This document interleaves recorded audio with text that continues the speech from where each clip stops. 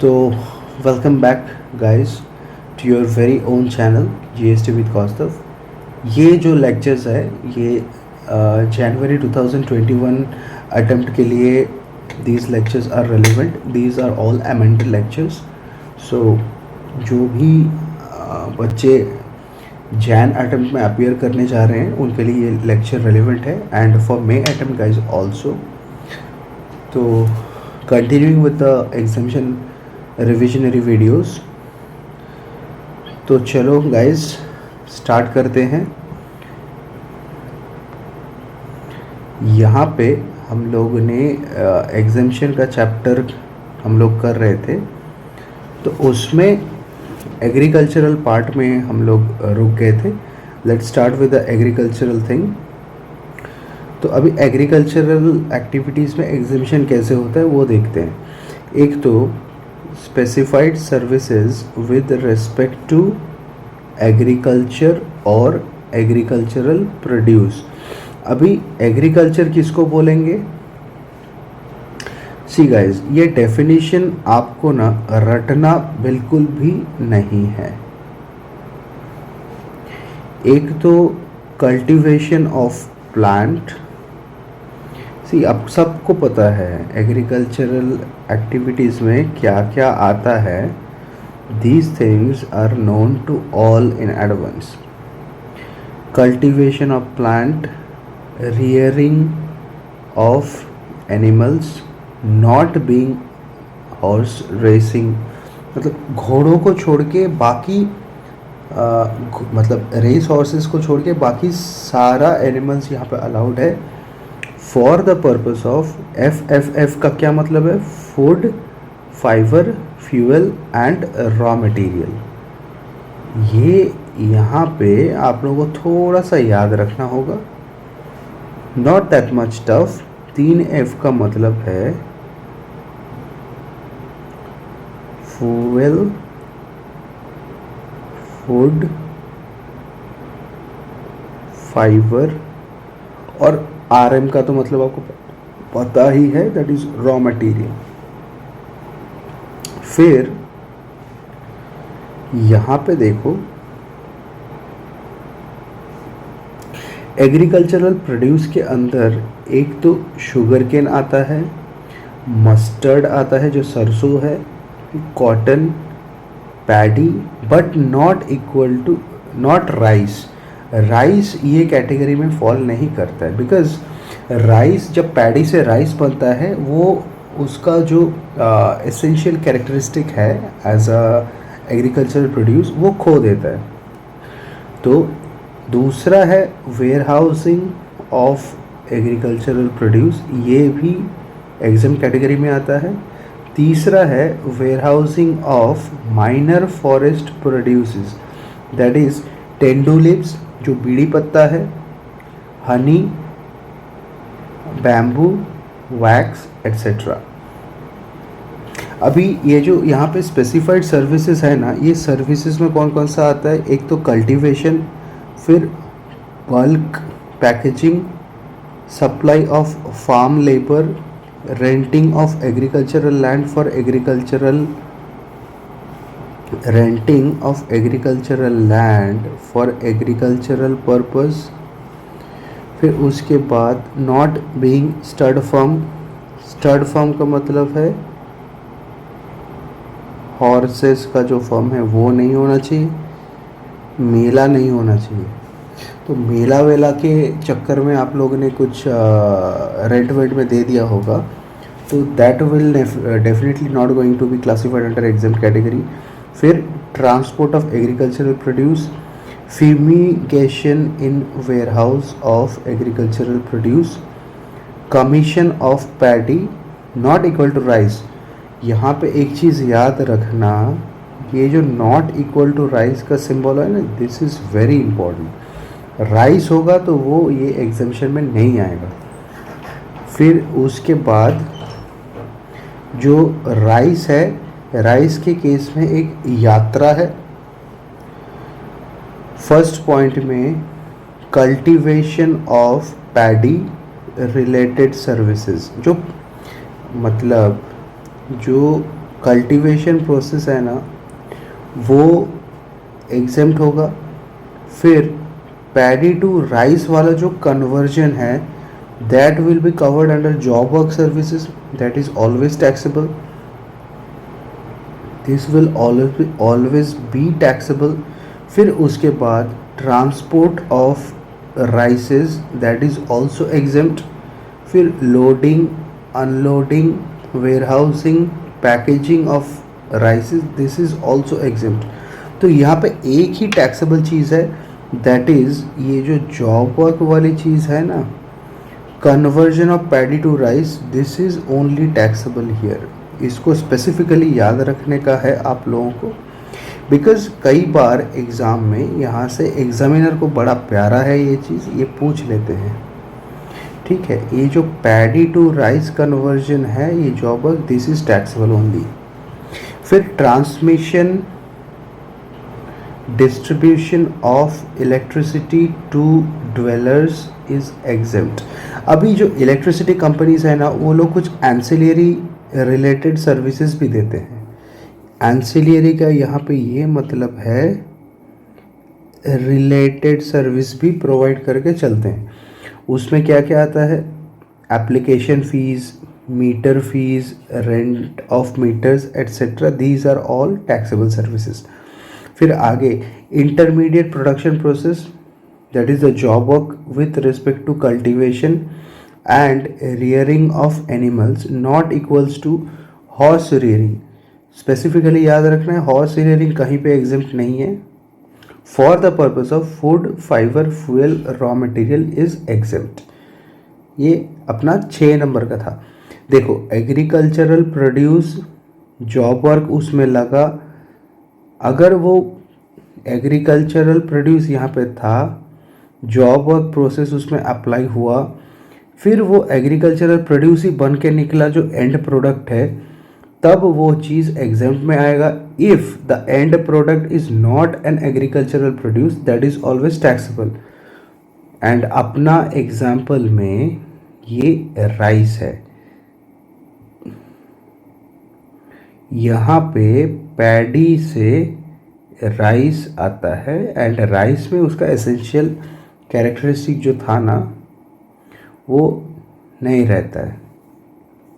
फिर एग्जाम्पल इसमें job work का कौन कौन सा एग्जाम कैटेगरी का एग्जाम्पल है, एक तो सीड कलेक्शन है, टैगिंग है, टेस्टिंग है and reporting etcetera. Note in intermediate process, मतलब if the intermediate process is outsourced, वो भी अगर आउटसोर्स भी होगा तब भी एग्जेम्प्ट है।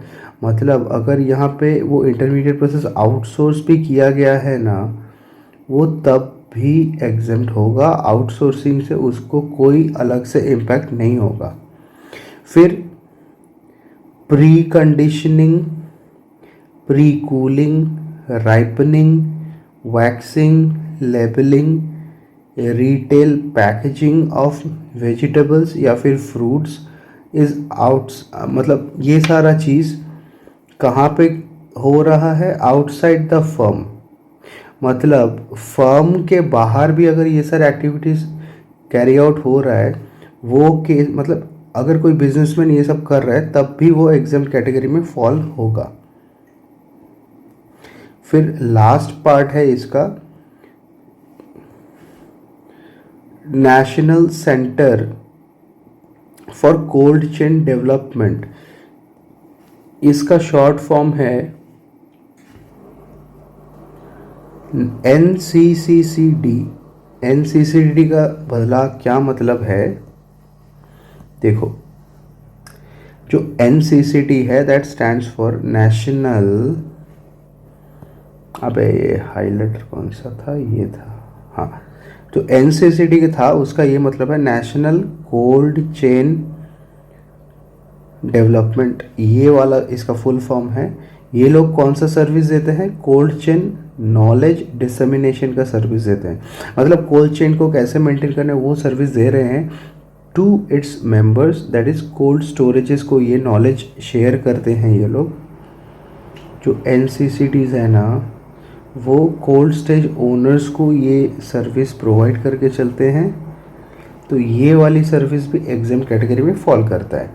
So this is the end of our. देखो यहाँ पे आर्टिफिशियल एक और कैटेगरी था, आर्टिफिशियल इंसेमिनेशन या फिर slaughtering of animals are exempt. अभी इंसेमिनेशन का क्या मतलब है? Artificial birth. स्लॉटरिंग का क्या मतलब है? Death. Birth and death of animals जो आर्टिफिशियल तरीके से हो रहा है, दैट इज ऑल्सो एग्जाम्प्ट। फिर अपना जो लास्ट कैटेगरी ऑफ एग्जामिशन है, दैट इज मनोरंजन एंटरटेनमेंट। पहला तो ये है एंट्री, ये जो एंट्री टिकट्स है टू अ जू, national park, sanctuary, a reserve, museum, protected monuments. अभी ये प्रोटेक्टेड मोन्यूमेंट्स कौन सा है? जो यूनेस्को वर्ल्ड हेरिटेज साइट्स वगैरह होते हैं ना, इसको हम लोग प्रोटेक्टेड मोन्यूमेंट्स बोलते हैं। तो ये भी यहाँ पे एग्जाम्प्ट कैटेगरी में फॉल करेगा। इसका जो एंट्री टिकट कुछ भी रहेगा ना, तो दैट इज़ ऑल्सो एग्जाम्प्ट। फिर ट्रेनिंग, देखो ट्रेनिंग या फिर coaching in recreational activities with respect to, मतलब कोई बंदा अगर ट्रेनिंग या फिर कोचिंग का सर्विसेज दे रहा है with respect to arts and culture and sports by 1288 trust, this is also exempt. ठीक है, फिर आगे बढ़ते हैं। जो एंटरटेनमेंट का जो मेन बॉडी है, ये जो ये क्या बोलते हैं, जो ये एग्जामिशन का जो मेन बॉडी है with regards to entry ticket, इसमें देखो एक तो अगर ये entry ticket to amusement park है, दैट इज़ ऑलवेज टैक्सेबल। अगर ये कोई भी डांस परफॉर्मेंस है, थिएट्रिकल परफॉर्मेंस इंक्लूडिंग ड्रामा है, या फिर बैले है, सर्कस है, कंसर्ट है, अवार्ड फंक्शन है, म्यूज़िकल परफॉर्मेंस है, स्पोर्ट्स इवेंट्स है, प्लानिटेरियम है, तो ये केसेस में जो इसका एंट्री टिकट है, if that is up to ₹500 तब एग्जेम्प्ट है। एंड जो लास्ट कैटेगरी है अपना, दैट इज़ अदर्स के केस में, like movie, that is always taxable, right guys, that is always, movie is always taxable. यहाँ पे क्या क्या कैटेगरी था? Dance performance, theatrical performance including drama, ballet, circus, concert, award functions, musical performance, sports events, planetarium. फिर यहाँ पे एक छोटा सा नोट है, जो कैमल या फिर एलिफेंट राइड्स है, these are not exempt because these are, यहाँ पे इम्पॉर्टेंट टर्म ये याद रखने का है, these are joy rides and which is taxable at the rate 28%, and ये ट्रांसपोर्टेशन कैटेगरी में नहीं आएगा, so this is always taxable. ये जो जॉय राइड्स है ना, दीज आर ऑलवेज टैक्सेबल। फिर देखो सर्विसेज बाय आर्टिस्ट्स इन फोक या फिर classical art forms in the form of music, dance, theatre, अगर इसका कंसिडरेशन अप टू 1,50,000 है, कंसिडरेशन मतलब अप टू 50,000 का क्या मतलब है? Consideration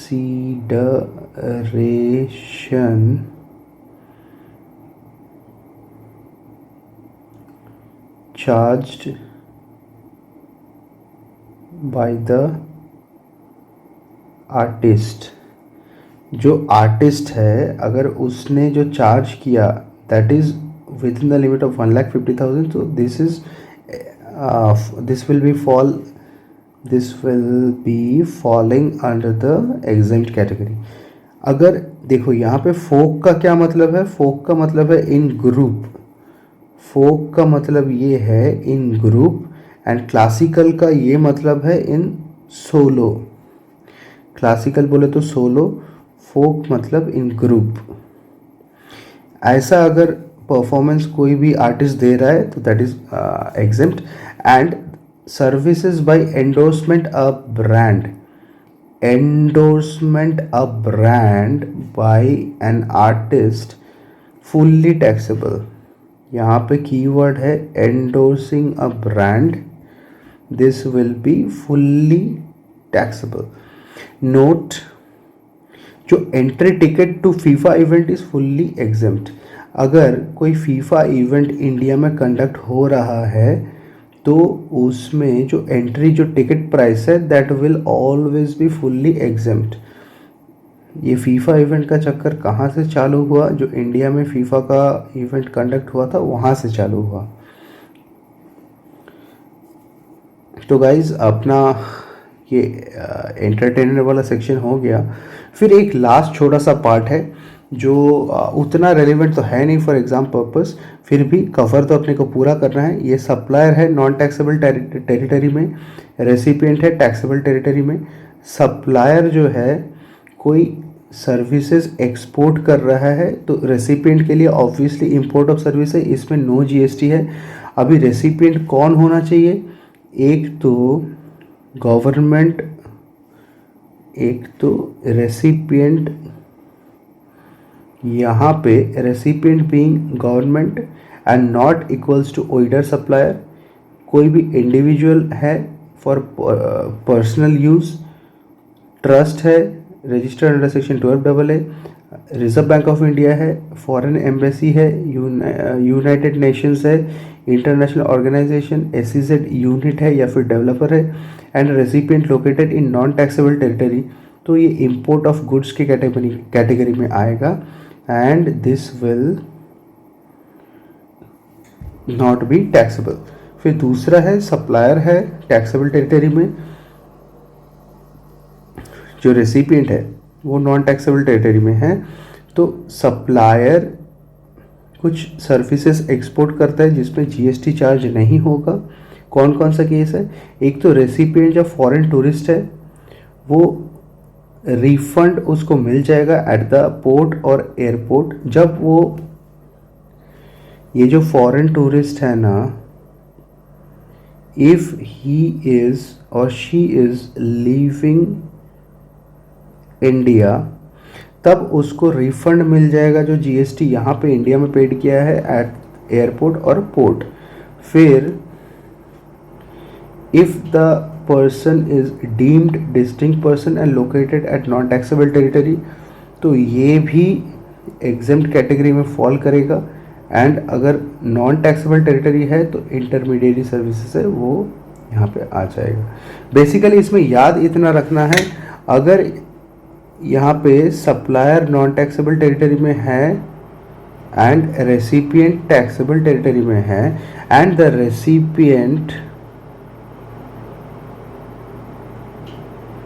recipient being the following.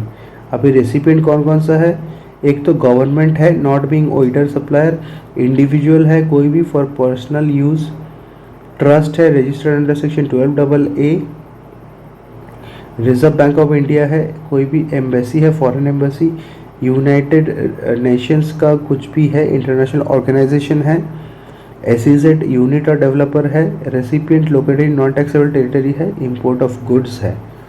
तो ये वाला चीज़ आईजीएसटी के प्रोविजंस में आ जाएंगे।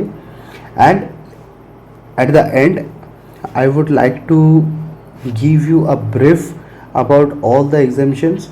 देखो यहाँ पे जो जीएसटी एग्जेम्पशंस है उसका जो आप लोग रिवीजन करते बैठोगे ना, जो क्विक रिवीजन होगा उसको दो हिस्सा में पढ़ना है, एक तो लेफ़्ट साइड एक तो राइट साइड। जो लेफ़्ट साइड है साइड ए, उसमें मेजर हेडिंग्स कौन कौन से हैं, एक तो ये दान धर्म, this is the charitable activity वाला सेक्शन। फिर शिक्षा एडुकेशन, स्वास्थ्य ऑब्वियसली हेल्थ सर्विसेज में आएगा, सरकारी गवर्नमेंट रिलेटेड सर्विसेज। इसमें एक छोटा सा अमेंडमेंट है, वो याद रख लेना, वो बताया था मैंने रिवीजन लेक्चर में, वो देख लो। फिर खेल जो स्पोर्ट्स है, किसान, मनोरंजन, इसको शॉर्ट में अपने ऐसे डिनोट करते हैं, इसका जो इनिशियल्स है उसके हिसाब से DSSS-KKM, DSSS-KKM, DSSS-KKM, DSSS-KKM। आप लोग फिर से बोलो DSSS-KKM, DSSS-KKM। तो 7 सर्विसेज आएगा, इसको ऐसे याद रखने का। फिर दूसरा राइट हैंड साइड में, एक तो इसको याद रखने का ये फॉर्म है GPRS BBI, GPRS BBI, बोलो फिर से GPRS BBI, GPRS BBI। यहाँ पे भी 7 है। GPRS का क्या मतलब है? Good, G for goods transport, P for passenger transport, R for renting accommodation, S for socio economic services and BBI, GPRS के बाद BBI, B for banking and again B for business related services, I for B business banking and I for insurance या फिर pension services. तो revision का जो trick है वो मैंने लिख दिया है। On the last day before exam, see these 14 major heads and recall all subheadings under them। एक तो देखो एग्जाम डे में do not waste a handful time in revising exemptions, maximum give 2 hours। See guys, यहाँ से कोई भी direct question आपको नहीं मिलेंगे एग्जाम्स में, always these questions are indirect. तो इसको रिवीजन करने का यही तरीका है। इसको आप लोग कोई भी अच्छा रिवीजन वीडियोस देख लो, फिर वो रिवीजन वीडियोस से जो आपका ये मैंने शॉर्ट रिकॉल करने का फॉर्मेट दे दिया है, जो 14 मेजर हेड्स है, वो 14 मेजर हेड्स को यहाँ पे आप लोग रिकॉल करने की कोशिश करो। इसमें से आपको कितना रिटेन हुआ, तो यही इसका शॉर्ट तरीका है। लेफ्ट हैंड साइड है DSSS-KKM, यहाँ पे 7 सर्विसेज आ जाएगा। एंड राइट हैंड साइड में GPRS BBI, यहाँ पे भी 7 सर्विसेज कवर्ड है। तो basically 14 services are there. And जो लव साइन बनाया हुआ है वो that means ICAI loves these exemptions. इसका मतलब क्या है? ये जो जहाँ पे ये साइंस बनाया हुआ है, एक तो दान धर्म, शिक्षा, स्वास्थ्य, सरकारी, गुड्स, पैसेंजर, बैंकिंग, ये ICAI को बड़ा प्यारा है। तो यहाँ से टेक अवे क्या है? ये जो चैप्टर हम लोग ने अभी सीखा, इसमें से टेक अवे क्या है? Be careful with the heart science. तो ये जो हार्ट साइन बनाया हुआ है जहाँ पे भी, इसको आप लोग शिद्दत से पढ़ो, क्योंकि यहीं से बार बार क्वेश्चन फ्रेम होते हैं एग्जाम्स में। Right guys, this is the end of our exemption chapter. And इसके बाद we are definitely going to study something else and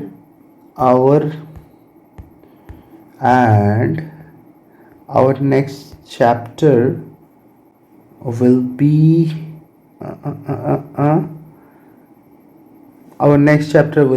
reverse charge mechanism। जो ये RCM मतलब जो RCM चैप्टर है वो एग्जामिशन चैप्टर के साथ बड़ा ही कनेक्टेड चैप्टर है। तो वो चैप्टर हम लोग, अरे चाय ठंडा हो गया यार, तो वो चैप्टर हम लोग साथ में पढ़ लेंगे। तो गाइस तब तक के लिए bye bye, take care. Exemption तक अच्छे से पढ़ो, पढ़ते रहो, आगे बढ़ते रहो। मैं हमेशा यही बोलता हूँ। चलो guys, bye bye, take care.